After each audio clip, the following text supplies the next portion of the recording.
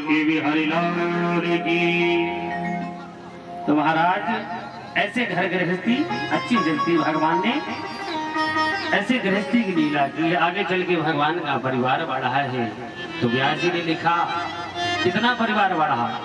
एक एक सस्ता कृष्ण से 10 गोत्रा 10 बला। एक एक सस्ता कृष्ण से 10 पुत्रा 10 बला। एक पत्नी से 10 पुत्र 1 कन्या। इतना परिवार भगवान का बना। 16,108 में गुणा करो 11 का। ये भगवान का परिवार है। महाराज अनिरुद्ध जी का प्रद्युम्न जी का विवाह किया है। रुक्मी ने अपनी पुत्री के साथ में भगवान से बदला नहीं ले पाया। आगे चलकर अनिरुद्ध जी हुए, प्रद्युम्न के पुत्र अनिरुद्ध हुए। इनका विवाह किया है अपनी पुत्री रोचना, पौत्री रोचना के साथ रुक्मी ने। और उस विवाह में भगवान कृष्ण बलदाऊ भैया गए द्यूत क्रीड़ा जुआ खेलने के लिए बैठ गए। बलदाम भैया को बिठाया है और जैसे ही पहला दांव लगाया 5 समेट लिए हैं। किसने? रुक्मी ने कहा अरे गाय चराने वालों तुम क्या जानो, ये राजाओं के खेल हैं, तुम्हारे बस का नहीं। ये स्त्रियों का हरण करना नहीं है। जैसे ये कहा है उसी समय आकाशवाणी हुई। कहा यदि न्यायपूर्वक कहा जाए तो जीत बलराम की हुई है। जैसे ये कहा रुक्मी भागा। बलराम भैया को क्रोध आया तो बलराम भैया ने हल में रुक्मी को फंसाया है। ऊपर से 2 मूसल जमा दिए हैं। रुक्मी का प्राणांत हो गया है। भगवान ने रुक्मी का उद्धार कर दिया बलदाऊ भैया ने। इन्हीं अनिरुद्ध जी का विवाह आगे चलकर बाणासुर की पुत्री उषा के साथ हुआ है। जैसे ये कहा है सुखदेव भगवान से परीक्षित ने कहा कि हमने सुना है भगवान का और शंकर जी का बड़ा ही घोर युद्ध हुआ है। भगवान कृष्ण का और शंकर जी का युद्ध हुआ है। बाणासुर के यहाँ इन्हीं के कारण हुआ था। आप हमें वो कथा सुनाइए। उसी समय भगवान कथा सुनाने लगे। सुखदेव भगवान ने कहा बाणासुर बड़ा ही प्रतापी राजा था। ये बलि का पुत्र है। बलि का पुत्र है बाणासुर। इसके 1000 भुजाएं थी और इसने केवल ताली बजा बजा कर भगवान भोलेनाथ को प्रसन्न किया था। ताली बजा बजा कर भगवान भोलेनाथ को प्रसन्न किया था। भोलेनाथ प्रसन्न हो गए। तो बाणासुर ने कहा महाराज अब हमारे क्षेत्र की रक्षा करो, यहीं पर विराजमान हो जाओ। बाणासुर की राजधानी हमारे पास है श्रोणितपुर। श्रोणितपुर है रूरा के पास। जब आप आएंगे तो वहां पर है बहुत बड़े शिवलिंग की स्थापना करी है। आप 2 लोग मिलकर भी शिवलिंग को पकड़ नहीं सकते, इतना विशाल शिवलिंग है। वो भोलेनाथ की नगरी है। भगवान से कहा शंकर जी से कि आप हमारे क्षेत्र की रक्षा करो। भगवान भोलेनाथ विराजमान हो गए। बहुत समय बीता है। बाणासुर के भुजाओं में एक बार खुजली होने लगी। तो इसने भगवान से कहा प्रभु हमें कोई वीर नहीं मिल रहा और गुरुदेव ऐसा करो कि आप ही हमसे युद्ध कर लो। शंकर भगवान से कहा कि आप ही हमसे युद्ध कर लो। भगवान ने कहा बेटा चेला से युद्ध नहीं होता है। तुम हमारे शिष्य हो, हम तुमसे युद्ध नहीं कर सकते।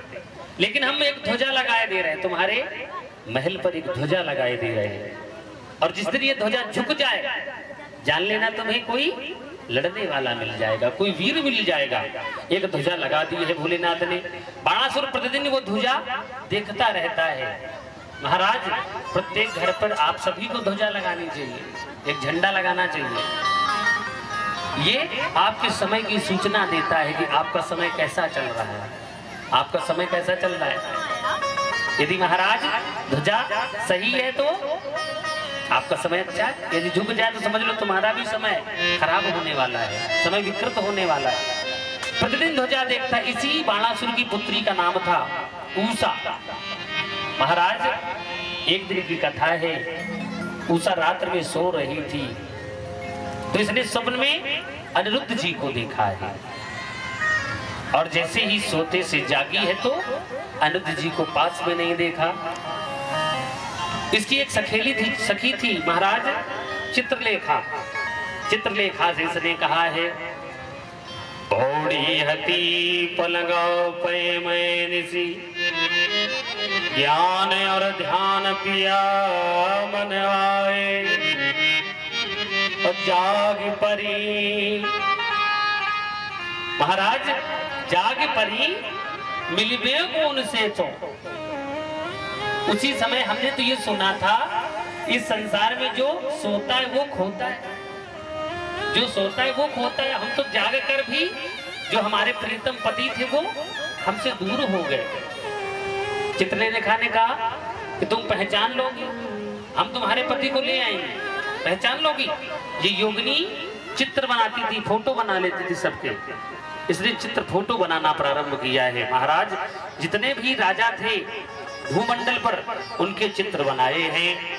व्यास जी ने लिखा है लिखद राम कृष्णौच प्रद्युम्नम विचल जीता। वे लिखद राम कृष्णौच, जैसे पहले इसने बलराम जी का चित्र बनाया, ये है ये नहीं। फिर महाराज भगवान कृष्ण का बनाया, ये भी नहीं। जैसे प्रद्युम्न जी का चित्र बनाया तो क्या लिखा है प्रद्युम्नम विचल जीता।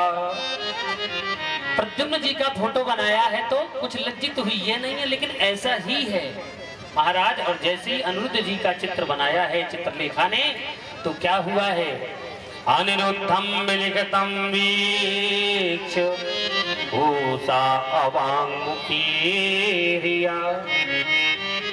अनिरुद्ध जी का जैसे ही चित्र बनाया तो महाराज उषा अवांगमुखी हिया, इसने नीचे की ओर सिर झुका लिया। बस यही है। चित्रलेखा ने कहा तुम परेशान मत हो, आज रात्रि में इन्हें ले आएंगे। महाराज सो रहे थे अनिरुद्ध जी महाराज महल में अपने। चित्रलेखा ने रात्रि में उठा लिया है, उषा के महल में लिटा दिया। प्रातः काल हुआ, अनिरुद्ध जी जब नींद से जागे तो क्या देखा कि हम तो द्वारिका में सो रहे थे, यहाँ कैसे आ गए। उषा ने सारी कथा सुनाई कि महाराज आप हमारे पति हैं, हमने आपको अपना पति मान लिया है।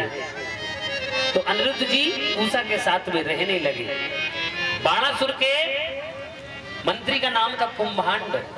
कुंभांड ने एक दिन अनिरुद्ध जी महाराज को देखा है उषा के महल में, तो बाणासुर से कहा कि तुम्हारी पुत्री के महल में कोई पुरुष रहता है।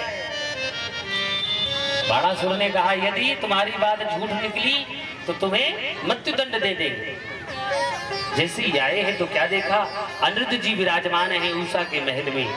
बाणासुर मारने जा रहा था तो उसी समय उषा आ गई है और कहा महाराज पिताजी आप मार नहीं सकती, ये हमारे पति हैं, ये हमारे पति हैं, मारा नहीं बाणासुर ने, इन्हें बंदी गृह में डाल दिया है।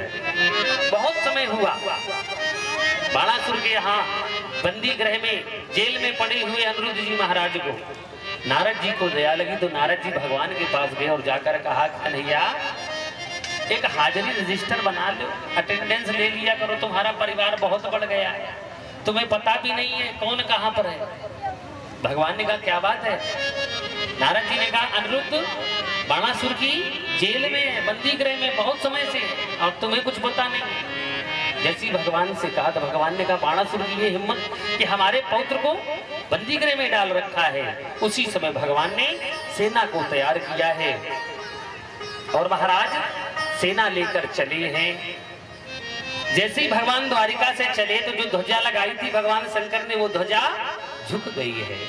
बाणासुर जान गया कि आज हमें कोई ना कोई वीर अवश्य मिल जाएगा, कोई ना कोई वीर मिल जाएगा।